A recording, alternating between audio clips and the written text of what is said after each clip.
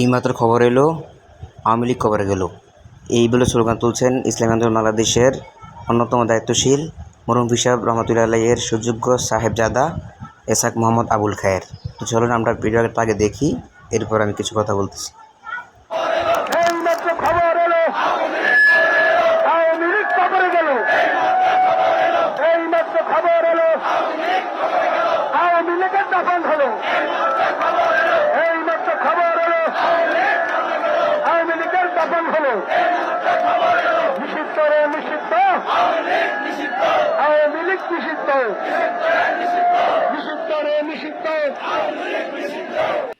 তো এখন আমার বলার বিষয় হচ্ছে, একদল এখনও বলবে যে আওয়ামী লীগ নিষিদ্ধ হওয়ার ব্যাপারে ইসলামী আন্দোলন বাংলাদেশের কোনো হাত নেই, ছিল না, বা তারা এগুলোর ধারে কাছে ছিল না। তো তাদেরকেই বলছি, এই ভিডিওটা আপনার মেমোরিতে ঢুকিয়ে রাখেন বা সেভ করে রাখেন যে ইসলামী আন্দোলন বাংলাদেশের ভূমিকাটা কেমন ছিল।